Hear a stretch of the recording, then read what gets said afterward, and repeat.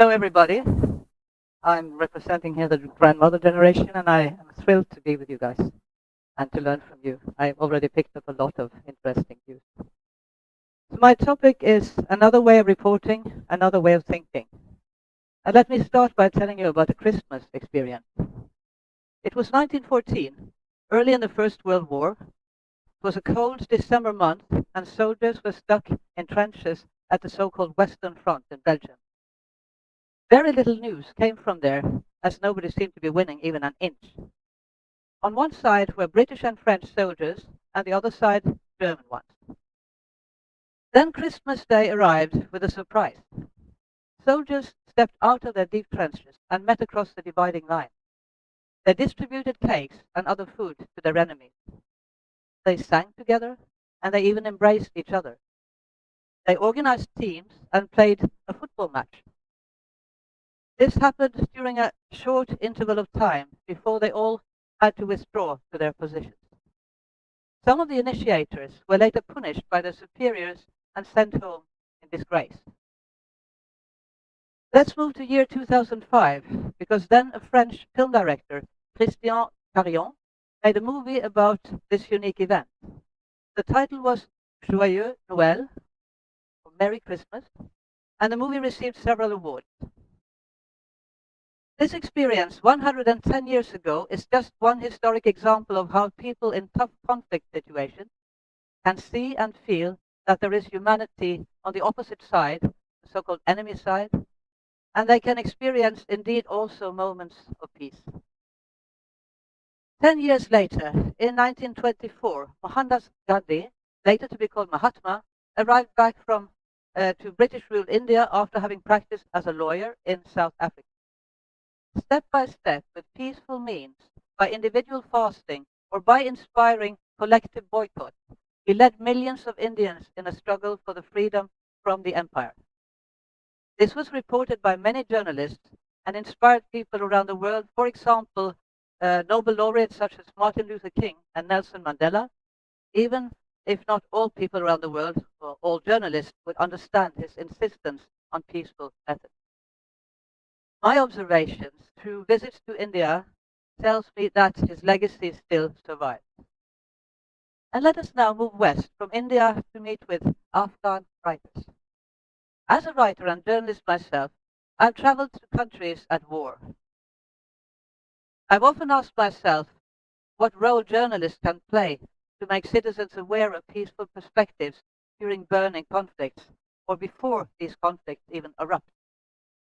One of my major experiences is from Afghanistan, a country which has been in constant war since 1978. The Soviet Union occupied the country during the 1980s. Then came a period with civil war and then Taliban control, before the Western power invaded, backing the resistance to gain control in 2001, after the 9/11.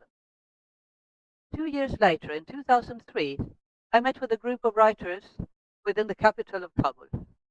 They had very different stories to tell. One writer had been imprisoned and tortured for 8 years during the Soviet-Russian occupation, while another one had been a judge during this brutal period. I thought about the Norwegian WW2 World War II experience and wondered why they could even sit at the same table. How were they able to do this? But he's a good writer, said the ex-prisoner, the ex being tortured, and nodded respectfully towards the former judge, who nodded back, a bit embarrassed though. Most of the writers I know have now left the country again. As a visiting journalist and a colleague, I wrote about this encounter around a table in Kabul, finding this will to coexist and forgive amazing, not least in a country suffering from continuing catastrophe. And then let me move to a universal experience, meeting the gaze of the other. It is well known that journalists seem to prefer conflict and polarization to peace and harmony. They tend to prefer the unusual to the routine. They tend to speak to top-level people, not least celebrities, more than the common woman or man. They prioritize the negative more than the positive. Good news is no news, as the saying goes. However, too much polarized news may lead us to believe that there is no solution. The lack of peaceful alternatives when war threatens to break out may put people in danger. Can we imagine a journalism focusing more on positivity, on dialogue and human compassion, without disregarding the truth? Compassion can be found in strange places. And I now come to the gaze. World Press Photo Award winner Jean-Marc Bourgeois in 2003 took a picture of a war prisoner and his son in Iraq. Imagine an Iraqi man sitting on the ground behind barbed wire. For a moment, a soldier guarding this prisoner allowed him to have his small son with him. Imagine a grown-up man, a black hood covering his head, with a 4-year-old boy sitting on his lap, trying to keep this boy from crying. Personally, I saw layers of compassion from the story told by this picture, as well as the story told by Mr. Bourgeois about what he had witnessed. In Afghanistan, I saw that some reporters were more eager than others to enter war helicopters and to study weaponry. At Mustafa Hotel in Kabul, I met freelance reporters waiting for the next bomb or suicide bombers to attack and then find a story that editors might like and accept. All this is part of war journalism and will not go away. However, can we imagine more journalism focusing on civilian survival than on weaponry and so-called surgical strikes? I think we can.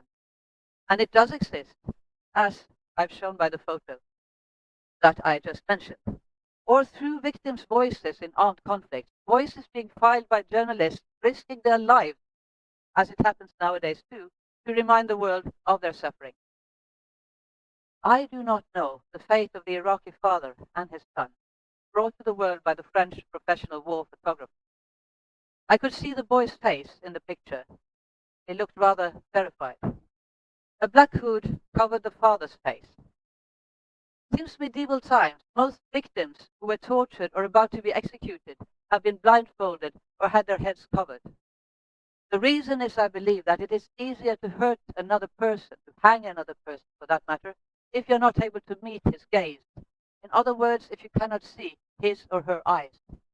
As it is also perhaps less hard to read about people dying if you are unable to find a point of identification. These points may be eyes, faces, someone staring back at you, even from the TV screen. Eyes asking, where is my right to survive? How then about traditional journalism and its alternatives?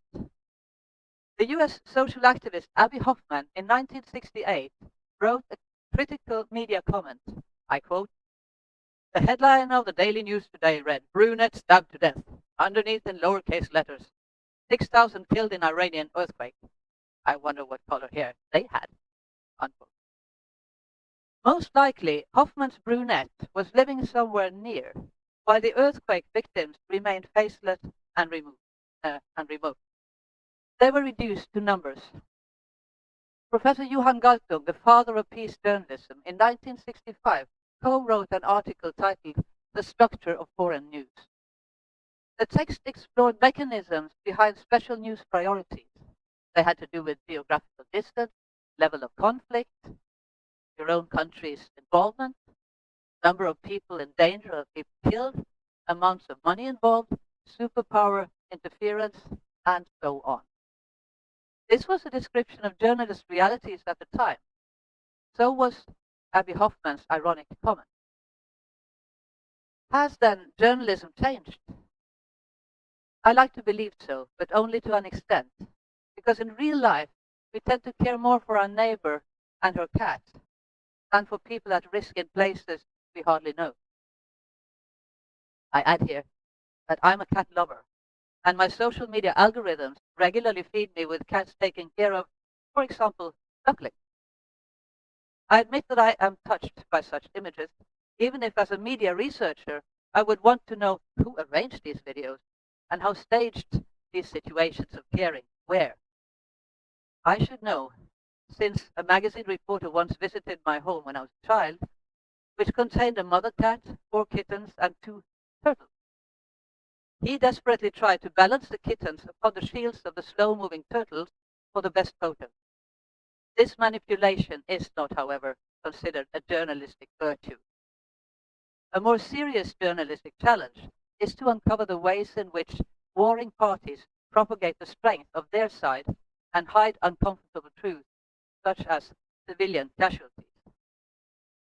Another global challenge is to reveal how different world crises affect each other. Beyond doubt, my nation's doings and priorities regarding climate, as well as my own practices, may hurt people and affect people's livelihood and welfare in corners of the world I know vaguely or not at all. Local disagreements about natural resources may also cause armed conflicts, which in turn damage nature and affect global climate. On the other hand, people struggle to amend crisis. A source of hope, for example, with massive tree planting campaigns, as with tree planting in northern Afghanistan that I witnessed myself. I also once met a small farmer in the Indian Himalayas who had received a medal for planting more than 300,000 trees, different species to fit the local diversity. I remember sitting with him, listening to his songs about his love for trees as a very peaceful and special moment. Through all the crises and complex connections, including the development of artificial intelligence nowadays used in violent conflicts in countries such as in Ukraine and in Gaza as well, do they call for a different kind of journalism? Let us consider recommendations that may need to be taken seriously by those whose role it is to report the world to their audience. When I speak of such advice, I am again inspired by some of the late Professor Galtum's suggested guidelines for peace journalism, contrasting traditional war and conflict journalism. Such recommendations need to be taken seriously by us all as citizens. We all need to engage. At least if we believe that one of the most important reasons for being present on this planet is to understand the world better and then respect human rights, freedom of expression, and democracy. Let us begin with understanding a conflict then. For that, we would prefer a journalism which gives voice to both or indeed to all sides of a conflict. This is also necessary to reach a solution, even if the solution may hurt. Peace journalism seeks to understand through listening, and its explanatory thus needs to be based on updated knowledge. As citizens, we all want to be respected, don't we? Thus, if we experience journalists talking down to us, we should ask them not to underestimate us, indeed trust and provide us with news with elements of learning. People are not afraid of deeper understanding, for example, of which forces aggravate a given conflict and which forces support solutions. Let us continue then by asking journalists not to overemphasize elite countries, elite persons, mainly by the way men, celebrities and negative events. Perhaps then we can inspire them to find more positivity, more grassroots people raising their voices and independent expertise. We see this happening today in the coverage of ongoing wars, because people often want to talk to strangers. I have a fond memory from sitting with a woman potato farmer during the harvest in central Afghanistan, and I could relate to that because Norway is a country of potatoes, in case you haven't noticed. And we were sharing a cup of tea at a small rug in the middle of the field. Another moment of peace. And as the Taliban were paving their way back to power, I met with road workers who explained about their past experiences having to grow their beards so and so long, and about their experiences being commanded to pray so and so often, and they feared what was eventually to come. Those were brief encounters, in my mind too brief. Listening, though, to the voices of the voiceless is what peace journalism is also meant to do. Journalist sources are still male-dominated. At the grassroots, one finds an equal number of women. And as we know, elite persons from elite countries meet at big conferences. These are ideal arenas for media and journalists that concentrate.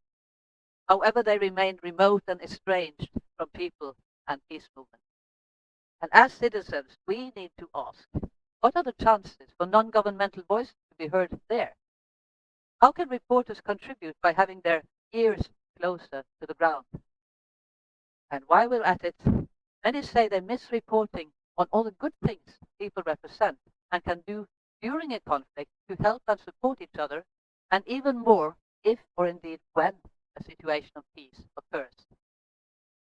Such journalists will find people who create things, who play games, for example, a football match between two teams, at this occasion female teams in Kabul, another occasion I was lucky enough to witness more than a decade ago. Such matches are unfortunately impossible since the Taliban takeover in August 2021. But on the other hand, furthermore, people who build livelihoods, you still find them. You find people who fight for survival, you find people who live in harmony with differences, and you find people who take part in each other's religious and other ceremonies, and you find that there are people who try to avoid differences developing into aggression. And finally, let me say a few words about one of my dreams. As mentioned, I have traveled to many corners of this world, not least to countries where peace is absent, longed for, or threatened. It's not hard to understand how aggression may occur for so many reasons, but it is hard to see such aggression time and again. I have a very strong memory from Band-e-Amir in the heart of Afghanistan. It shows one of the most peaceful places I've ever visited. It is a site of beauty, with deep lakes surrounded by rugged mountains, a place to wash your feet in fresh, cold water, to have a picnic, and a place to get rid of negativity. When I visited, I imagined a particular scene. A scene where thousands of warriors, terrorists, enemies of different shades and ethnicities, foreign mercenaries, having been born and brought up by war, how they would arrive and be stunned by Bandi Amir's beauty.